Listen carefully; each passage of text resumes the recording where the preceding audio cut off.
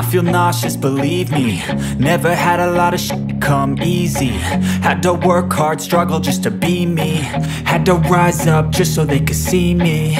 Did what I had to do just to feed me. And Salam Planter Indonesia. Assalamualaikum warahmatullahi wabarakatuh.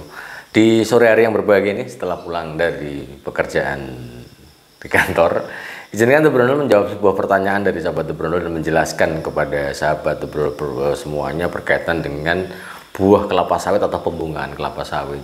Karena ada yang bertanya, Pak Pendi, apakah kelapa sawit itu perlu booster, Pak Pendi? Booster ini mungkin yang dimaksud bukan pupuk, merek pupuk ada juga merek booster. Tapi apakah disebut namanya booster?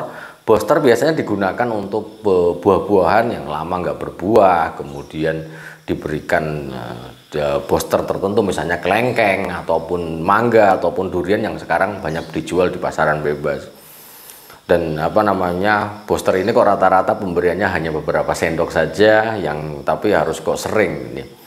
Sahabat The Brondol semuanya yang berbahagia, bahwa di dalam produksi tanaman kelapa sawit itu yang paling penting adalah bahwa kematangan buah itu diikuti dengan pembentukan bunga, Mas. Artinya bahwa terjadi keseimbangan.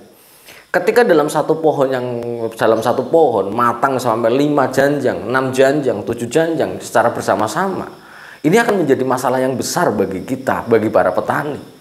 Kalau sekali masak habis buahnya, pendapatan kita mau gimana ya? Ini yang menjadi masalah. Tapi sekali lagi bahwa namanya pupuk booster adalah tidak diperlukan di tanaman kelapa sawit yang bisa langsung membuat buahnya matang semua, enggak. Karena yang kita takutkan dari sebuah pemupukan yang dari dunia antah berantah sana, yang ataupun faktor-faktor pupuk lainnya yang diberikan adalah bahwa hanya merangsang pembungaan saja. Hanya merangsang pematangan buah saja.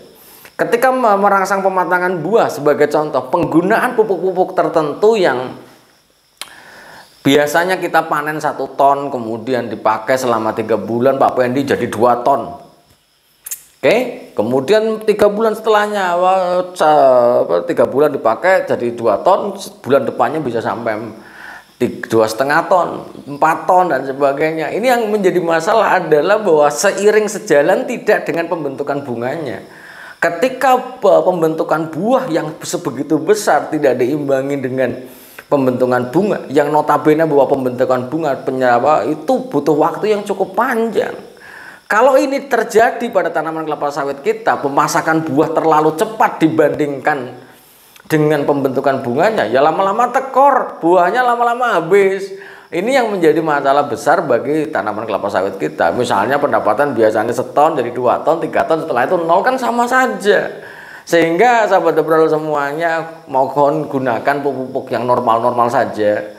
Dengan sistem odrom itu sudah sangat baik sekali. Kalau misalnya kita pakai tunggal ya organik, dolomit, rock fosfat, urea, KCL, baik di gambut maupun di mineral sangat oke sekali. Mungkin kalau yang di gambut yang masih basah tidak menggunakan organik itu sendiri, karena bahwa gambut merupakan tumpukan bahan organik, atau pilihannya adalah menggunakan organik, dolomit ataupun NPK sebagai kombinasinya. Tapi kalau misalnya ada pupuk-pupuk tertentu yang menjual kenikmatan sesaat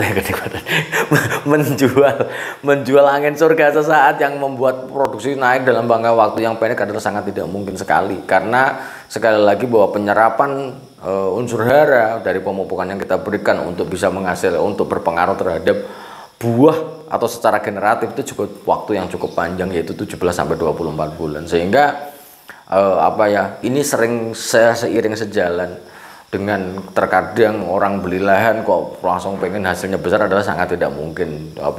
Sangat dalam kondisi rehabilitasi, kemudian ditawari pupuk menggunakan pupuk X yang ini nanti akan mempercepat meninggikan produksi tanpa fisik yang tepat dari tanaman kelapa sawit juga tidak akan pernah terwujud.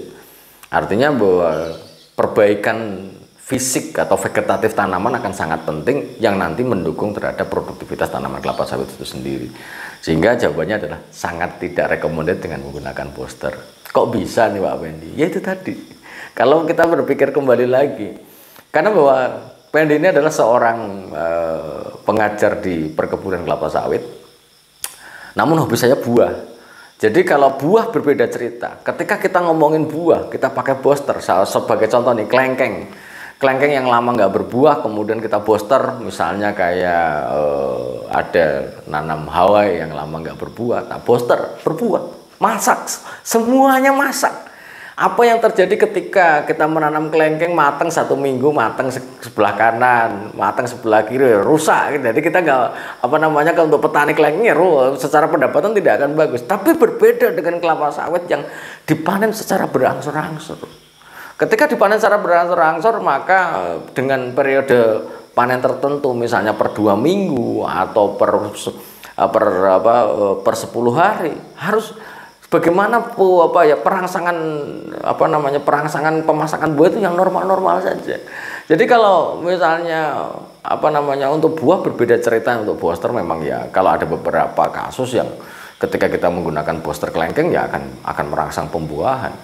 Ada bahkan kelengkeng-kelengkeng di varietas-varietas unggul sekarang perlu booster semuanya. Seperti itu. Sehingga kita harus mencermati dengan sangat baik berkaitan dengan booster ini. Dan satu lagi sebelum saya tutup, emangnya ada Bapak ini beberapa bahan yang akan memberikan perangsangan pemasakan buah berlebih? Ya banyak, sahabat The Brondol. Ini yang paling mengerikan di dalam dunia pemupukan kelapa sawit.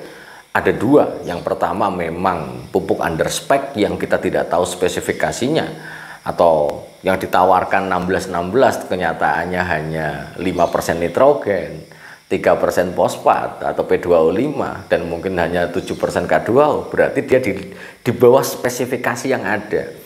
Lah kalau di bawah spesifikasi yang ada, kalau toh bahan pembawanya tidak bermasalah, ya mungkin nggak ada masalah terhadap tanamannya. Efeknya itu nggak ada masalah. Efeknya ya gara-gara kita rugi saja. Kita membeli pupuk dengan 16-16 yang berharap nitrogen 16%, fosfat P2O5 16%, K2O-nya 16%, ternyata spesifikasinya di bawah ambang batas yang itu. Tapi ini belum mengerikan. Yang paling mengerikan adalah ketika kita membeli pupuk dengan campuran yang tidak jelas yang berefek terhadap tanaman kelapa sawit sendiri. Seperti yang saya jelaskan tadi, ketika kita melakukan pemupukan yang hanya merangsang pemasakan buah, maka ini akan menjadi masalah besar. Maka banyak pupuk-pupuk yang menjual angin surga yang nanti akan membuat cepat kematangan. Kalau dia hanya sesendok 2 sendok, kalau pendi sendiri tidak. Tapi kalau misalnya sesendok 2 sendok unsur hara mikro boron Pak Pendi 2 sendok untuk tanaman ini sekitar 50 gram, ya nggak masalah, harus diberikan untuk pembentukan kesempurnaan pelepah, pembentukan lendir kelapa sawit, ya adalah hal-hal yang sah-sah saja, tapi tidak untuk merangsang pemasakan buah. Merangsang pemasakan buah tanpa diimbangi dengan pembentukan bunga, maka sama juga jong di akhir cerita. Itu adalah penjelasan The Brondol berkaitan dengan apakah kelapa sawit perlu booster. Jawabannya adalah tidak perlu booster, karena kelapa sawit harus pemasakannya adalah sangat dibutuhkan berangsur-angsur dengan periode waktu tertentu yang harus dijaga baik-baik untuk demi produktivitas tanaman kelapa sawit itu sendiri. Mungkin itu aja dulu, semoga bermanfaat. Sekali lagi kalau ada yang tersinggung mohon maaf, dan bukan ada maksud hanya meluruskan pandangan tentang apakah kelapa sawit itu perlu booster atau tidak. Semoga bermanfaat dan salam planter Indonesia. Assalamualaikum warahmatullahi wabarakatuh.